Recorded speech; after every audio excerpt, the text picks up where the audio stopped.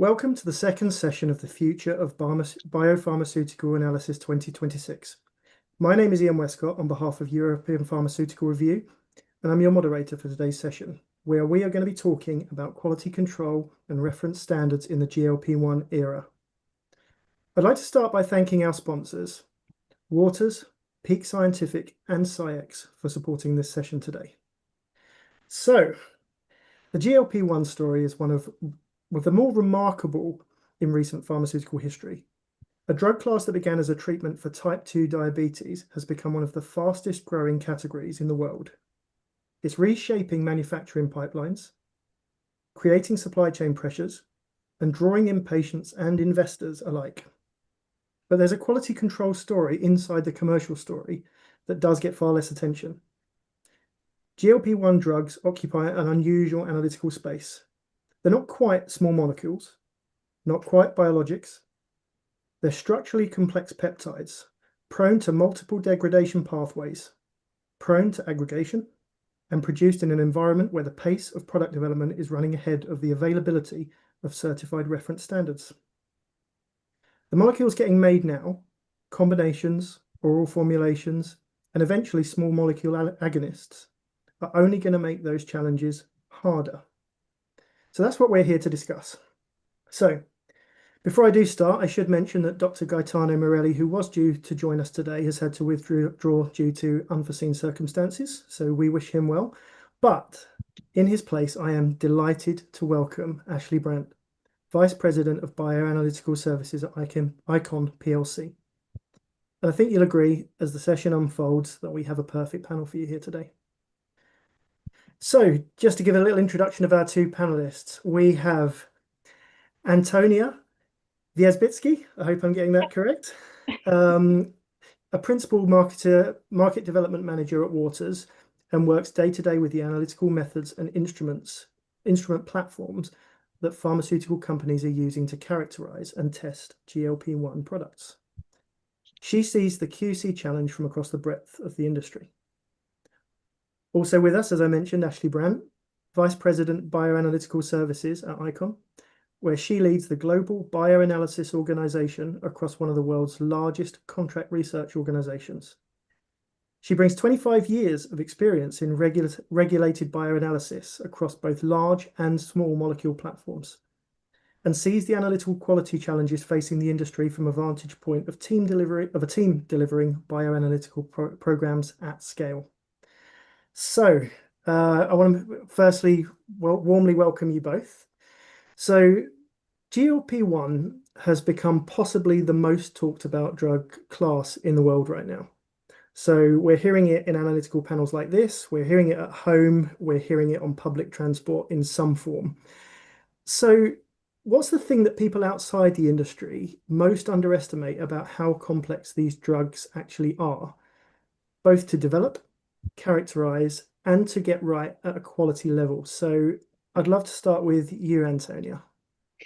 Thank you, Ian, and thank you for the introduction as well. And yes, I think that the main thing that the public don't really appreciate is how they seem quite simple molecules, maybe. They're used everywhere, they're available globally, but they're actually quite complex class of molecules. And I think that they underestimate that from an analytical and quality perspective. And you can maybe see that from instances where drugs are being compounded or where you have people obtaining counterfeit drugs as well, which you're seeing in the news as well. So I think people are definitely underestimating how complex they could be.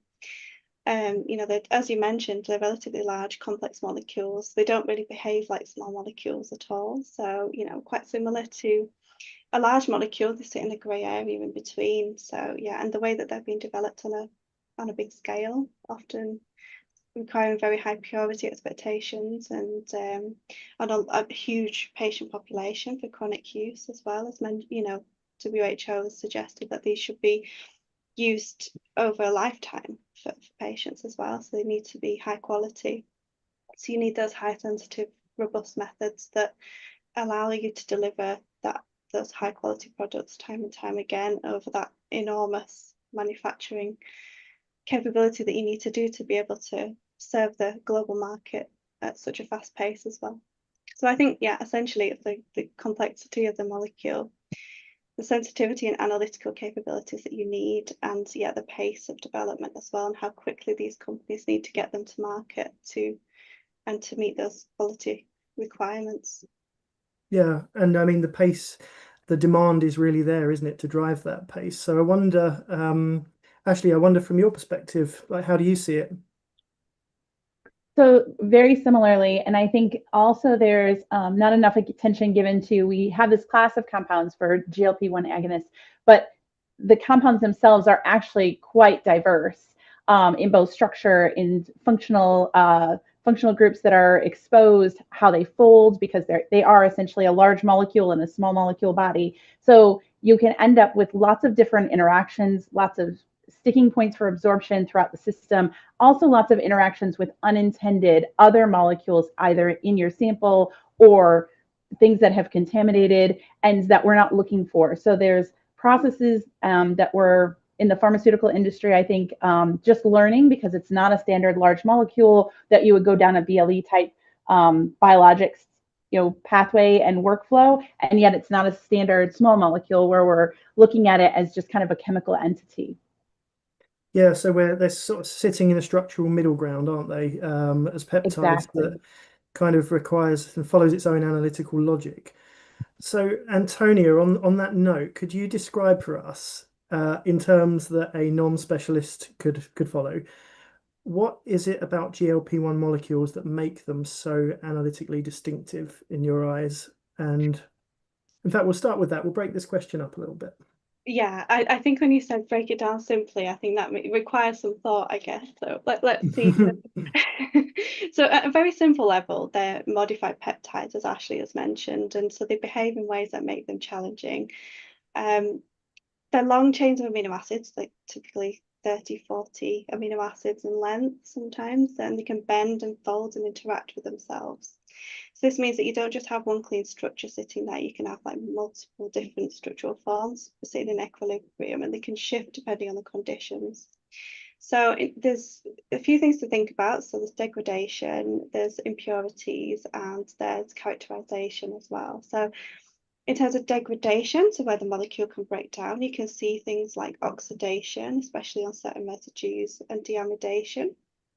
These are quite common, or clipping of the peptide chain.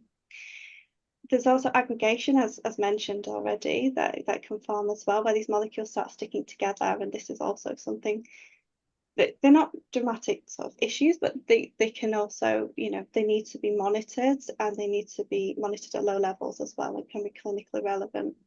Impurities that can form as well are very, important, as well as degradation products. They're pretty much a similar thing.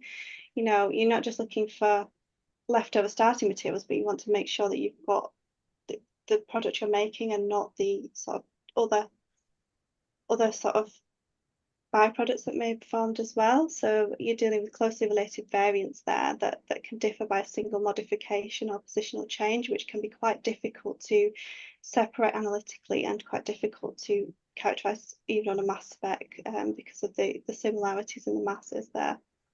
And then characterization as well is really important and central to these kind of molecules, where it's not enough on its own as well just to look at LCMS central to it. You're cross-checking against different chromatographic methods there, and looking at intact mass, peptide mapping, sometimes higher order structure as well, depending on the question that you want to answer. So you're building up a picture rather than seeing single clear one readout, which maybe is more common for smaller molecules.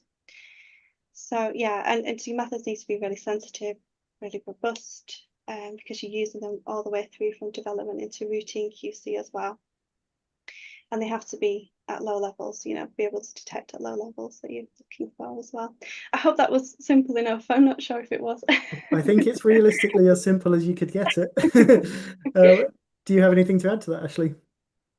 I think just to kind of add in, yes. So when you end up with all of those things, especially from a bioanalytical perspective, we tend to kind of put up our blinders, and we only look at one transition on a single type of mass spec with a single type of chromatography. And therefore, if you're not very specific with exactly the intact or active form of the analyte that you're looking for, you can really miss things and not realize that you're quantitating a metabolite, that it's really degraded, and therefore you're seeing something else in patients or in QCs that's not the actual peptide, right? So it's that important piece of making sure you're extracting appropriately and you've evaluated all of that in your method development. It really puts that pressure into your method development and then continued method assessment once you get into different phases, especially if you put drug into different populations. Different things can happen in the human body, and you suddenly need to reevaluate and make sure you're really seeing what you think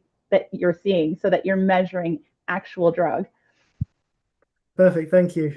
Thanks both for your answers, because it's not completely lost on me that saying, can you put in simple terms degradation pathways on peptides? It's not the easiest thing to do. So I want to talk about quality in bioanalytical practice. So quality control, it's not just a regulatory box tick, it's got real consequences for development programs that depend on it. So in a space as complex and fast-moving as the GLP-1 space, those consequences do run through the entire bioanalytical workflow. So Ashley, from your perspective, working in bioanalytical services across those complex drug development programs, what does it mean in practice when the analytical quality of a GLP-1 product is imperfect? How directly do molecular quality issues translate into the reliability of bioanalytical data that development teams and the regulators will be depending on? Yeah, that is honestly the crux of the whole thing. So finding the high quality reference materials so that you can have standards and QCs that you can start with, so that you know essentially this molecule is the molecule of interest, and that you can develop a method that's incredibly specific, as well as therefore sensitive, in order to meet those needs. So that means you have to start with materials that actually match the peptide, and you have to evaluate whether or not you're going to leave that peptide intact. You're going to do something like a digestion. Are we going to do some other either pH gradient or something else, so that you're going to force essentially all of that molecule into a certain conformation, so that way essentially you can line them up like nice little soldiers and therefore get them to smile for the camera, like picture day for your kids, right? Like, okay, except that, you know, even though you did their hair before they left for school, they get there and they look like, you know, they've done like this to their hair. So all of those things that you just have to really plan for and then continually monitor. So it means you can't just put everything into a method and then go to the end and say, okay, it checked all the boxes. You have to make sure for your sensitivity, your selectivity, all of those types of assessments, that you're really looking at it from not just a chemistry type background, but looking at it from a biological background, and ensuring that what you're doing actually meets the needs and is assessing the molecule of interest. Perfect, thank you. And I want to talk really about the quality control aspect of it and where the problems actually do sit. So Antonia, perhaps you could weigh in on this. So obviously certified reference standard sounds like it is a basic requirement, but in a space evolving as fast as GLP-1, it's not always that readily available. So where do the most significant gaps in reference standards sit right now from your perspective? And are the standards that exist fit for purpose? And is their development keeping pace with the rate of new product development? So including, you know, for example, new, more novel candidates. Yeah, so I think that there's different angles to the answer, I guess, to this question. So I suppose, first of all, you've got impurity specific reference standards for compounds such as semaglutide. So the primary degradation products, for example, they're increasingly becoming more and more well characterized, as it's, you know, a more used drug, and it's been out there a bit longer.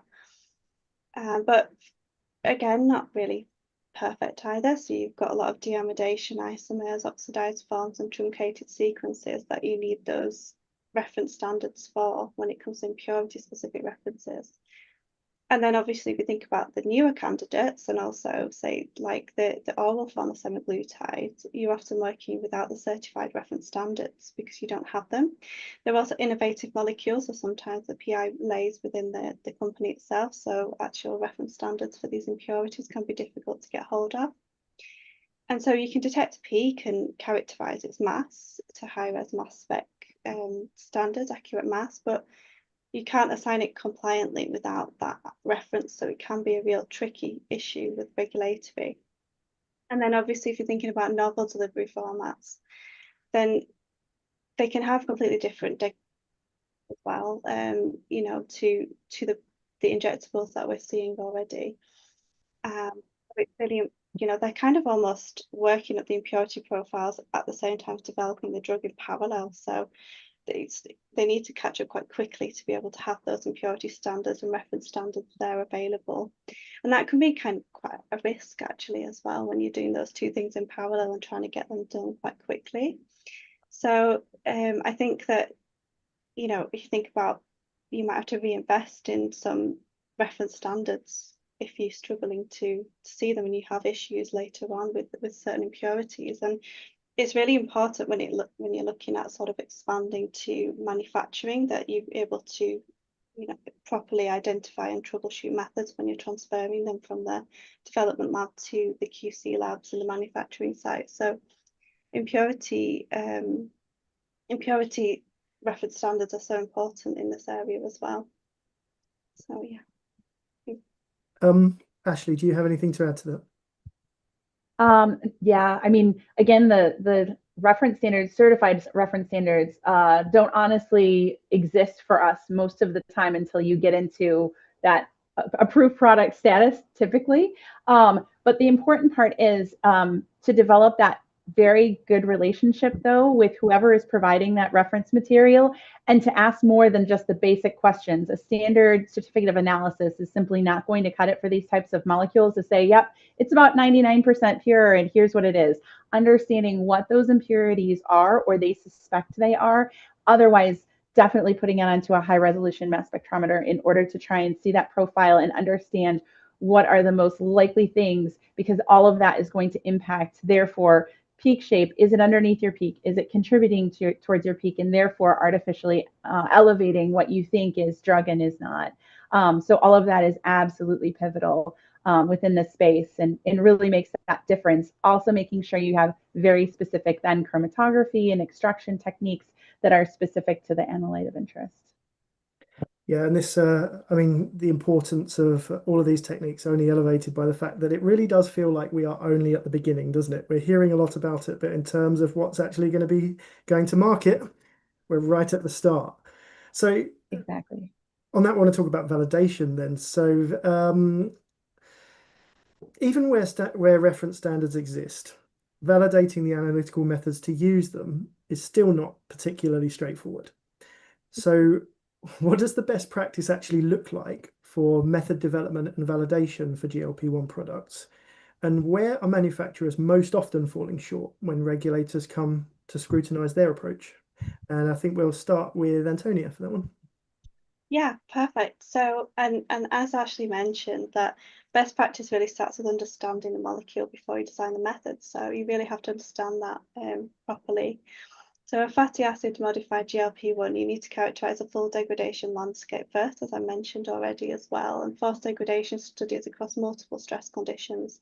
And that's before you can design like a stability indicating method, which will actually survive the regulatory scrutiny that you'll be put under.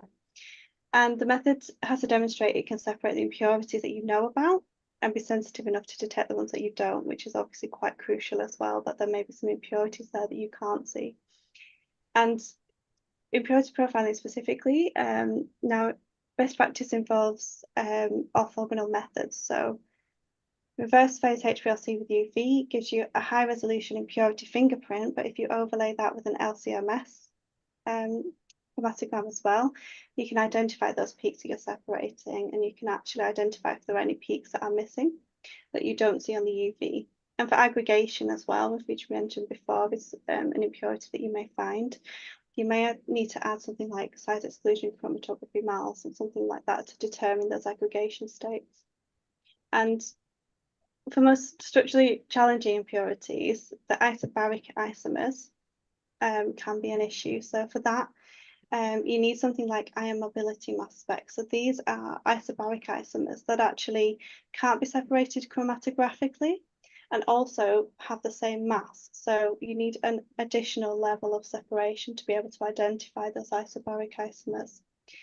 And I think manufacturers fall short in maybe 3 places. So one is column qualifications, a lot to lot variability of the columns that they're actually using in the stationary phase, because you can, if you have issues there with the variability, then you're actually going to find that your methods, validated methods, failing. Insufficient characterization of high molecular weight species as well. So making sure that you are really characterizing those is really important, and it's increasingly in the regulatory focus as well, especially as we're seeing generics start to come through as well. You're seeing that more and more. The regulatory focus is on that characterization of those high molecular weight species. And then over reliance on UV only methods, as I mentioned, so that's another area they fall short. So I think mass spec in particular is really important to be used in a QC environment here as well, to give you that full impurity profile. So I think they're the 3 things that I would recommend for where, you know, companies are falling short. So yeah. Perfect, thank you. And Ashley, I would imagine you certainly have something to offer on this one. Yeah, so also therefore receiving all of that information and all of the impurity identification, as well as the different confirmations that they've observed in the manufacturing realm, is pivotal to therefore transferring that into the bioanalytical method. Again, getting more than just that standard C of A, making sure we know what we're looking for before we're looking for it, and therefore can develop a method that still can incorporate all of that specificity into it. If you don't acknowledge that and therefore have that, for instance, in your final report when you're validating your method, then you will receive significant scrutiny from the regulators, because they will realize that you don't know essentially what you are looking at when you analyze that, when you're quantitating this, and therefore saying this patient still has this amount, you know, circulating in their system at this time, because it may or may not be that if you've not developed a method with all of that information coming from the manufacturing sites. So I'm going to stay with you then, Ashley, because my follow-up is so obviously the quality of analytical data around a drug shapes how you plan the work that supports it. So when you're designing or overseeing bioanalytical programs for a GLP-1 product, how does analytical uncertainty around impurity profiles and reference standards affect how you structure that work? So does it change the assay strategy, the validation approach, or the way that you would plan for contingencies? Yes, on all fronts. I would say the big things are it puts a lot more pressure on getting a lot more information about that material when you go to start up your program. Also, it puts a lot more pressure and it takes more time to develop the method, because again, I will forewarn until the cows come home. Like, please don't think that you can do a quick protein precipitation and put this on a simple column and do a quick gradient and think you will have pretty peaks, but you will not be particularly measuring just what you think you're measuring. So the importance here is to make sure that you develop a very specific method up front, run through all of your, you know, ICHM-10 validation experiments, but also remember you are not limited to only doing those. You can add in additional experiments that are in particular pertinent. So for instance, when we talk about things like specificity, it's very broad, and we really usually talk about that for just large molecules, but these molecules actually cross over. So making sure that you're not adsorbing onto different materials, making sure you're not losing it, making sure that, again, what's underneath that peak is really what you think it is, and ensuring that therefore the quality of the data is spot on. Also, then if you change lots of your reference material, that you go all the way back and make sure that that's really fully assessed, because that validation, similar to more of a large molecule, it's much more pertinent, right? It's going to change if that impurity profile is different. It can change how it retains on your column. It can change how different things end up happening within its extraction technique. So all of those things, when you go to then evaluate it, will all change. So you have to make sure that each of those pieces is really adequately assessed when you go to do that. And would you have anything that you'd like to add to that one, Antonia? No, I really agree with Ashley and totally understand. And I think it's the same with bioanalytical assays as well as when you're manufacturing and keep quality control of these particular products as well. It's very similar. So yeah, I totally agree. And yeah, you covered it pretty well. So yeah. Well, in that case, I think it's time to look forward because there's a bit of a wave coming. So the next wave of GLP-1 innovations, including oral formulations, small molecule agonists, and increasingly complex combination therapies. I think we all have someone in our orbit who is anticipating more and more of the oral formulations. So Antonia, how analytically different are the quality control challenges for an oral GLP-1 formulation or a small molecule agonist compared to the injectable peptides that we're all pretty familiar with now? Are we talking about an incremental type of complexity, or is this something qualitatively new? Yeah, so I guess with the oral compounds that are coming through, oral formulations that are coming through, it's quite exciting really because it's easier to take these tablets, isn't it? And it's easier for the supply chain as well. But I think in terms of complexity, there is a bit more complexity when it comes to the oral dosage forms. We've got different types. So injectable peptide GLP-1s, they've been around for quite a long time. So while the methods are quite challenging and complex, there is a regulatory precedent being built around them, so they're understood quite well, and different analytical frameworks like reverse phase chromatography, size exclusion chromatography, and mass spectrometry are there. With the oral peptide formulations that we've got, because there's difference between the peptide formulations and the small molecule formulations as well. So there's things in the peptide formulations such as like absorption enhancers can be in there. There's enteric coatings, or there's different excipients within those tablets as well that can interact the analytical methods in ways that require the methods to be redeveloped actually. So even if it's the same compound, you would still need to redevelop all of those methods again. So you can't just transfer, say, an injectable product to an oral. It's not going to work that way. And the excipient profile changes your impurity background as well. So and there's a lower bioavailability as well, which I'm sure Ashley is very aware of, which means the bioanalytical assays need greater sensitivity as well.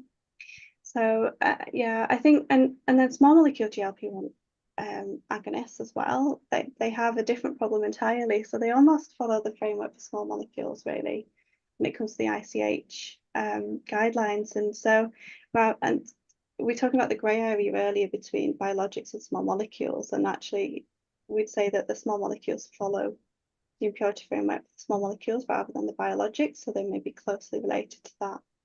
But the degradation chemistry is completely different. So if you're tracking synthetic impurities, genetic, and then you've got to think also about genotoxic impurity control as well, so like nitrosamines, for example, and metabolites rather than peptide-specific degradants. So there's a lot more to think about there. Of course, small molecule workups are a bit more mature, so there's more available information out there in the background, whereas injectable peptides, we've also got some history there as well already creating precedent. So I think there is some analytical challenges as we've discussed, but I think rather, although they're all different from each other, three different distinct categories there, with the injectables, the oral peptides, and then the oral small molecules, I think that they have their different challenges, but we will get there. And I think we're learning as they come to market more and more. Yeah, definitely. Okay, so Ashley, on that, really, I'd like to ask you, so does the transition to oral formulations or those small molecule agonists, does it change bioanalytical methods need to detect and quantify? And how significant is that shift in the way that you would approach method development? Definitely. So it definitely pulls down that lower limit of quantitation. So you have to have usually a much more sensitive assay. So therefore, you're looking at things, can I concentrate samples, or does it mean that I just need much more specificity and sensitivity out of my instruments? So then you're looking at, do I need a more sensitive triple quad? Do I need to look at other things? Also, you end up with a broader dynamic range that you end up needing, because you'll take it and you see a much more traditional, again, oral profile that you see as it tails off. So it's a little different, and then you need to see much longer, again, because it's gone through a different process, and you have to make sure that you understand how that's interacting in the body, because it's very different between an intramuscular dosing, right? And then what it's going to actually be exposed to throughout the digestive system and then getting absorbed in. So then you have to look at different metabolism and degradation pathways that you may not have anticipated, again, because these compounds are designed very differently and they're supposed to stay intact, but whether or not, again, when you're doing a first in man type study, that's how it's really going to look. So it's good to not only evaluate that as a bioanalytical, this is how much drug is there, but also to partner with your pharma company and really look at, okay, but what else is there? Like, what does this look like, either via high-res mass spec or some biomarker studies that you can also do in tandem, because it's important to understand all of the different pathways that could be impacted as well in the body now that you're dosing this in a completely different format. Thank you. So I think it's now a good time to talk about the regulatory direction. So regulatory expectations around GLP-1 QC, they're still developing on both sides of the Atlantic, and the product landscape is basically evolving far faster than most guidance documents typically could keep up with. So where do you see regulatory expectations heading? So are we moving towards standard codified guidance for GLP-1 products specifically? Or is this going to really remain quite case by case negotiations for some time yet? So I think, Antonia, if you can kick us off. Yeah, of course. And I guess, I suppose, rather than specific GLP-1 guidance, I think the guidance is being directed by GLP-1, so they call them synthetic peptides, but I think the guidance is definitely coming out around that area. So, I mean, the EMEA has already issued more specific guidance on stereoisomer control in synthetic peptides, for example, recently. And the FDA has been active in advisory letters on compounded GLP-1 quality recently as well. So the building blocks of like formal guidance are there actually, and they're starting to come through more and more.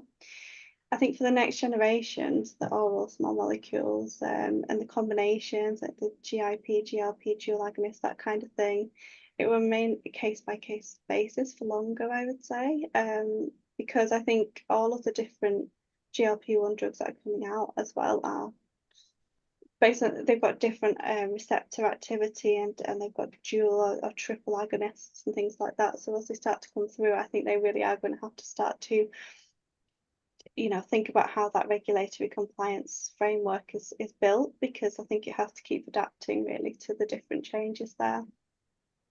So yeah, one size guidance doesn't fit all really, essentially, there. And so yeah, maybe they will have a GLP-1 specific guidance one day, depending on how many classes of drugs come through the regulations. But I think you need to take a conservative approach as a manufacturer or somebody that's actually making these drugs, and make sure that you are not leaving any stone unturned, but make sure you really understand your molecule, understand all the impurities, and taking the right analytical strategies to make sure that you don't get any issues with the regulators when they're asking questions that they may not have guidance on at the moment. You don't want to be caught out with something that maybe you haven't quite considered potentially. So yeah. Ashley, how do you see it?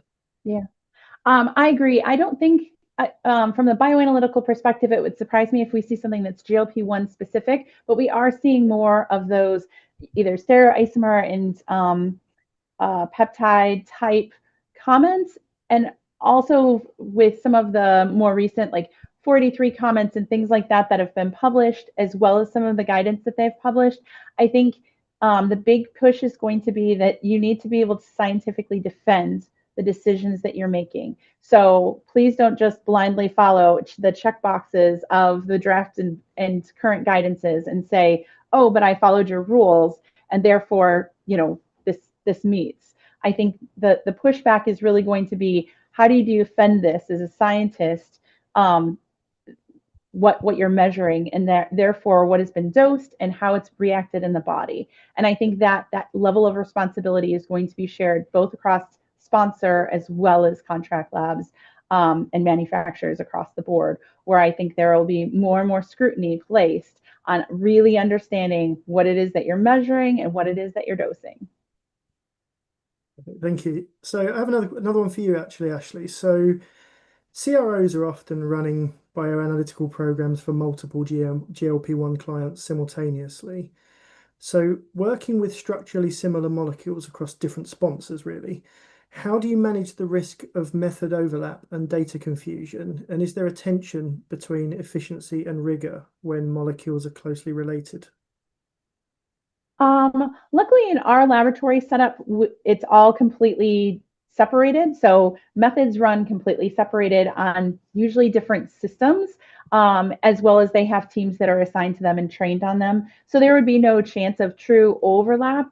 Granted, I mean, there is some learning that happens across the scientific team that you say, oh, actually, I've seen this type of molecule do this, and it does end up helping each of the sponsors then after that. I think there's definitely been an evolution in how we look at GLP-1s, but I think across the industry, when you see different papers that come out, posters, and you talk at places like WRIB or APS, all of us are really learning and sharing across both platforms of, you know, are we looking at large pore chromatography columns? You know, is this really the way to go? How are we controlling absorption? Because they like, you know, peptides like to stick to things. So, you know, what kind of tubing are you using for your HPLCs? Or do you need to just do coating? Do we need to, you know, pre-wash everything with a whole bunch of BSA so those stick to those sites first? And just all of those kind of tips and tricks that it's actually, I think, been a good thing, because I think this is kind of that novel difference that's happened within our industry. You know, similar to some of the previous compounds that came out, I'll say, like in the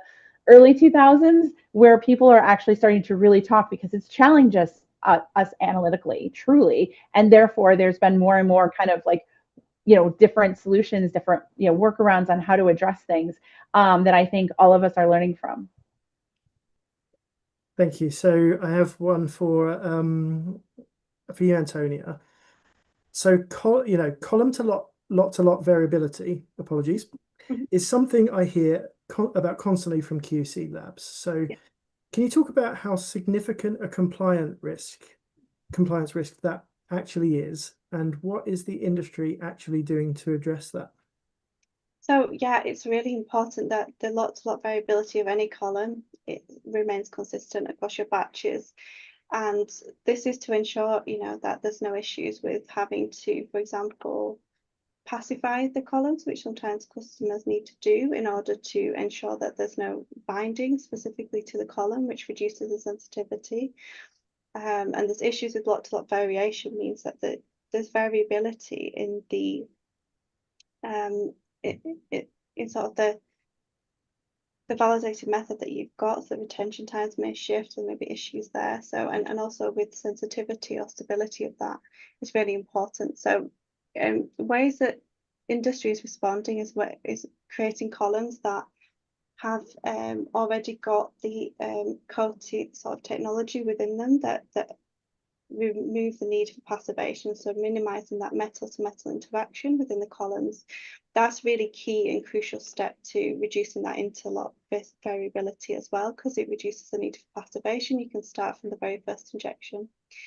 There's also the ability as well to have columns that are actually tested on GLP-1 peptides specifically before they're released to you, so QC tested, and that is a real advantage as well for QC labs, for example, where the lot-to-lot variability is minimized by the actual vendor itself. So that this is something that can also reduce that lot-to-lot variability as well. So two things that can really help, as well as, you know, increasing the speed of analysis with the chromatography that you can achieve. So making column chemistries that allow that faster chromatography to be able to be ran, or more efficient chromatography, without reducing this resolving power as well. So there's many things that industry are doing to respond well to that lot-to-lot variability. So moving us to sort of a post-approval picture.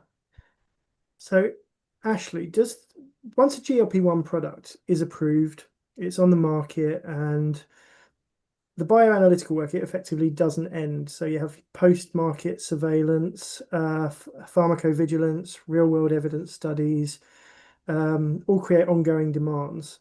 So how does the bioanalytical challenge evolve post-approval? And do the methods that served you in development remain fit for purpose?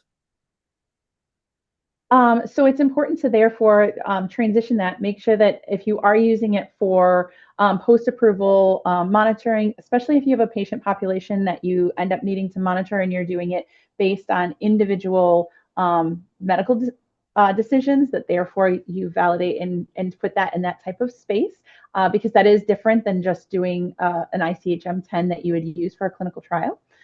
So there's those differences. But then additionally, I think it also can make things more complex because patients are taking far greater numbers of medications than in a clinical trial where it's controlled. So you also don't know, diet's not controlled, all sorts of other things aren't controlled and not always well documented. And then additionally, you end up with studies that are also for additional indications for those drugs. So you have the kind of that mix of different work that comes in. So I think from an analytical perspective, it's really important to have those certified reference standards that you can bring in and bring in in-house standing methods that you can have essentially off the shelf and ready, but that you continually to evaluate to make sure, again, that you have the proper specificity, selectivity, and sensitivity to address the needs. Because again, okay, so the new study or new group of people that we're now assessing because there's a risk that's been assessed is that they're microdosing, right? That's very popular. And therefore you have very low concentrations that are circulating in the body. So now we have to take a method that was maybe off the shelf at maybe a nanogram to 1,000 nanograms per mil, and now we have to drop it significantly lower. And so then all of those different analytical pieces. So super important to therefore evaluate, like, can I get the same number of columns and keep those off the shelf of the same lot number? We usually try to hold the same lot, so we keep them in-house, but also then be able to do that testing and also make sure that you're going with like the brand name. Do not be just fooled into thinking that the same phase is the same phase from different manufacturers, especially some of the ones that you can order off the internet. Don't do it. Yeah, on that, I immediately thought of a bunch of Instagram posts that I have definitely seen. I don't know why the algorithm would serve them in my direction, but the order of the internet ones, they're rife at the moment. So, Antonia, can you speak to what happens when labs rely solely on UV detection for GLP-1 impurity profiling? So what are they actually missing? And what exactly does a more complete analytical picture require? Yeah, so if typically if you're looking at LCUV only methods, then you are kind of missing quite a lot. So having the mass directed information or the mass information from your chromatography peaks can be really, really useful to be able to identify any impurities that you might be seeing that are not chromatographically resolved. We have quite a nice application that I've shown just with single quads QDA mass spectrometry with LCUV and QDA. So QDA is a mass spec single quad. And what you can actually see is within the LCUV trace, you see nice peaks and you would assume that there's no impurities there. But when you look at the mass spec of those peaks and you look across those peaks, and you can actually identify some impurities that will be hidden under that peak. And so it's really important. In fact, in this study, we showed there was a 50% of the peak was actually an impurity. So it's so important to have that mass spec understanding, especially when it comes to quality control, and not just relying on LCUV, which may hide some really important impurities that are really key to, you need to be able to see those and be able to control them for sure. So I have a question to you both, building on what we've been talking about now. So one thing that does keep coming up throughout the session, we've been using the word pace a lot. We know that the demand is there, with the time to market obviously needs to get shorter. Analytical science is being asked to keep up with a very, very unusually fast moving commercial and clinical pipeline here. So is there a realistic risk that rigor is compromised under that pressure? And if so, where is that risk most acute? So I'll start, Ashley, if you wouldn't mind starting us off with that. Absolutely. There's absolutely a risk with that. And I would say, again, as timelines get compressed, I think the first thing we think is, and sponsors and alike, it doesn't matter if it's large pharma, biotech, generic folks, like everybody out there will say, how much, well, I see in your proposal in the timeline, we have 10 days for method development. can we really shave that down to 8 days maybe? You're like, they're looking for any little place, right, to try and save time. Time is money. And I understand they want to get to market with their next gen as quickly as possible. Please, please do not be tempted to start to really, that is probably the place where it is the most important. Figure out where you can do like larger batch sizes once you get the method. But the critical part here is to make sure method quality is there, and therefore you're not compressing that timeline. But what we can find is therefore take that time up front and figure out, okay, can I put this on an automated platform for my extraction? Do I have a really good orthogonal sample cleanup to my LC conditions? And therefore, really, I have a specific method, because the more that method is up and you don't have failed batches, and similar, like the more you have a QC process that is just reliable because you spent the time up front developing that really high quality method, the more samples you'll get through, the more batches you'll be able to assess in a consistent manner, and therefore you'll be able to be like off to the races. Thank you. I would like to actually see if you would like to weigh in that one, Antonia, sorry. Yeah, definitely. I think I totally agree with Ashley that I think companies are in a race to try to get these compounds to market, and maybe in that pressure they are maybe skipping or not really fully appreciating the steps that they need to take to understand the molecules really well in order to answer those regulatory questions. And going back to when Ashley mentioned as well about making sure that it's not just the bog standard QC profile or SOP that quality profile that you want of your compound that you're trying to make. You want to really understand a bit more and ask more questions about it and really understand those molecules that you're making. And I think if you think about companies, for example, like the innovators, Novo Nordisk, everything they do is in-house. They don't use external companies to develop or manufacture their drugs, and they've purchased external sites and brought them in-house to be able to manufacture them and keep that under control. And I think that's really important to remember when you're a pharmaceutical company producing these compounds, that it's really important that you do keep that control and keep ensuring that that quality is maintained, and that you can fix and pivot quite quickly when something may go wrong as well.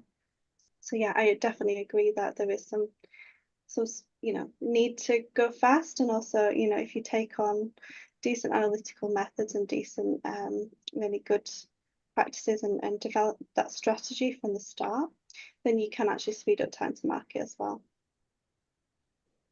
On that note, I would like to stay with you for the next one, Antonia, actually. So I want to talk about biosimilars and comparability. So biosimilar GLP-1 development requires demonstrating analytical comparability to the originator. So given the complexity of these molecules, is the industry's current analytical toolkit actually sufficient to make the case convincingly to a regulator?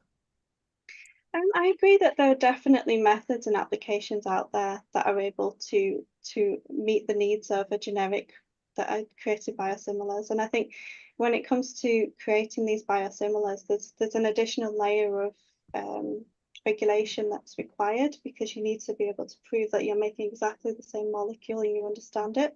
It's exactly the same as the molecule that you're trying to compare it to. And that can add the additional layer of complexity, as well as trying to prove that clinically it's still relevant and it's having the same effect, as well as characterizing the impurities and anything else within the formulation that you provide. So yeah, definitely I would say that it is more complex, but at the same time that there are the tools available out there to be able to meet the needs of the regulatory requirements. And I'd say that the warning is to make sure that these generic companies can really understand that real sort of characterization of that molecule that they're making as well, and synthesizing, and all of the making sure that they really understand that, because that's something that regulators are certainly picking up on and asking questions about as well. So yeah, it's not just a simple question of is it the same? Is it definitely the same? Not just the same mass, but is it the same sequence as well, and is the fatty acid modification in the same place, etc., things like that. So it's really important, definitely. Thank you. Well, Ashley, whilst we have you here, there's a question I want to touch on that leans into your expertise. So GLP-1 drugs, they're peptides, and peptides can trigger immune responses. So Yeah. immunogenicity assessment is a significant bioanalytical undertaking in its own right, and one that does become harder as those molecules get more complex. So how significant is the immunogenicity testing challenges for GLP-1 products? And is the field's approach keeping pace with that pipeline we discussed? Oh, that's a complicated one. So, yes, there's the risk for immunogenicity, and it I think varies across the board on whether or not that's clinically relevant or not truly. So that's a whole different ball of wax. We could probably have an entire webinar just based on that. So I'll kind of let that be over to the side.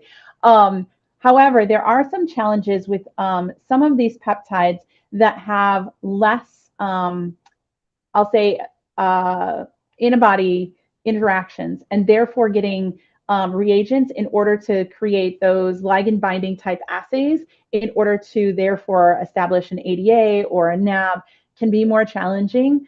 I do foresee that there will be more reliance on mass spectrometry to therefore do the non-quantitative but qualitative assessments in some instances for some of these types of molecules. So I think that is an up and coming piece, as well as therefore figuring out essentially, do you just do kind of a generic assessment in your early phase, assess what the clinical risk is, and therefore potentially keep that on hold and only do it if you end up seeing additional risk for your late phase for immunogenicity. Otherwise, it just can be very, I would say, expensive. And again, if there's not clinical relevance, then it may or may not be helpful.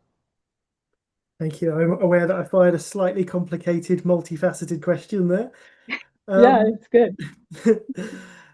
So, Antonia, so we were talking about oral GLP-1 transition. Obviously, we're going to see that gather an enormous amount of pace. So, as manufacturers are preparing for this, for the oral small molecule pipeline, orforglipron and its equivalents, how much of the analytical work for that that's done for injectable peptides will actually be transferable? So we've touched on that. So just to isolate, how much of that work can be transferred, and how much is literally a case of starting from scratch again? Yeah, so as I mentioned, especially if you mentioned orforglipron, which is of course a new molecule that we don't have any sort of previous data on really, I suppose, until its release and launch. I think you have to start again. You can build on the methods that you've got and build on the knowledge that you have. Waters is already starting to develop some applications based on the new as new molecules come forward. We're developing applications to support scientists to be able to analyze these compounds.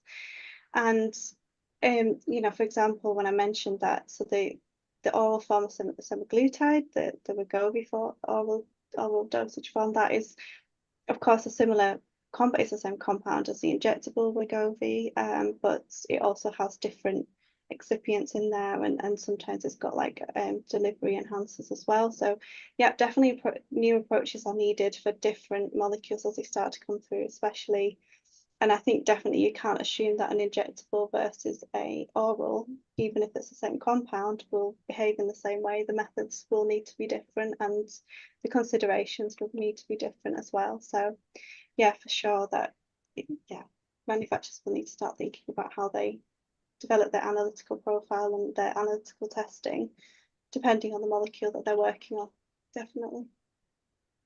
So we're now coming to the latter stages of this discussion. So I think when you approach the end, it's always good to take a bit of a pull back and perhaps be a little bit philosophical, perhaps make some predictions. So I want to start with looking at the future. And it's difficult to tell with the speed of the tools that we have for drug development now, how they iterate, how GLP-1 itself is iterating. But if we were to look ahead 5 years, So what does the GLP-1 analytical landscape look like to you in 5 years' time? Will we have standardized methods? Will we have mature reference standards, clear regulatory guidelines? Or will it still be, to a certain extent, fragmented, still a bit case by case, as some of the things that we've touched on today? So I would like to invite you, Ashley, first to speculate. How do you see it? So I think that the complexity of the molecules that end up essentially addressing the same and then additional targets is likely to become exponentially more complex. I also think that the GLP-1s have proven that people aren't as needle phobic as we once thought in the industry. We always thought we needed a pill, and now we've proven actually people are, for the right indication, right? Are willing to jab themselves daily or weekly or whatever in order to have these types of results and health benefits truly with a lot of these compounds. So I think as we see that, I think not only from a GLP-1 and this class of compound, but also similar compounds that address similar type targets that previously maybe we shied away from in the industry, I think will become more popular. So I think from this mid-sized peptide that we're looking at primarily through LCMS, I think that we will see much more. I think some regulatory pieces will probably become more standardized around peptides and around analysis, again, because it falls weirdly between the two camps of large molecule and small molecule. But really will probably remain in this LCMS platform and continue to provide a lot of new challenges for all of us. Thank you very much. Over to you, Antonia. Yeah, I definitely agree with Ashley there, that definitely in the next 5 years we're going to see more complexity come through the pipelines of various companies who are looking to, target different receptors as well as multiple targets for particular drugs as they start to develop more and more small molecule versions as well as the peptide versions as well. I definitely think we're going to see more, and even potentially I've heard, reading papers, there's other variations of GLP-1s coming out that are even larger than peptides. So yeah, I think in the next 5 years, we're going to see additional complexity, but maybe the regulatory requirements and the regulatory stringency that's being put onto the peptides that we know today may become more sort of routine, and then maybe provide some more frameworks there, whereas the classes will probably outpace the regulatory guidance of that as well. It's an exciting time. I think it is really exciting, and it's nice to be in this area. And I find that the indications that are outside of the typical ones, which are type 2 diabetes and obesity and weight loss, there's a lot of different potential avenues that these GLP-1s can treat as well, which is very interesting actually, and quite an exciting time. So yeah, more to come. So I have a tricky one for you both now. So given the speed at which this space is now moving, in terms of both its new product development and the analytical science that needs to support it, it's incredible really when there is such a motivator what we can actually achieve in jumping those hurdles. So what is the single most important thing that manufacturers working on GLP-1 products should be doing now to stay ahead of the quality challenges that would be potentially yet to come? So Ashley, would you like to kick us off? Yeah, I think the most important piece is to be doing adequate profiling and reporting and sharing that out. So again, that standard C of A where we're just looking at like standard purity and things like that, these molecules and going forward, really, information is pivotal, and sharing that in a meaningful way is absolutely going to be the piece of the puzzle that will make the biggest difference from an analytical perspective. Really, I can't say enough of being able to say, yes, make sure you're doing a proper chromatographic separation so that you actually, have proper peaks in a UV trace, and then making sure that you use mass spec to then look and identify what is under those peaks, what's really there.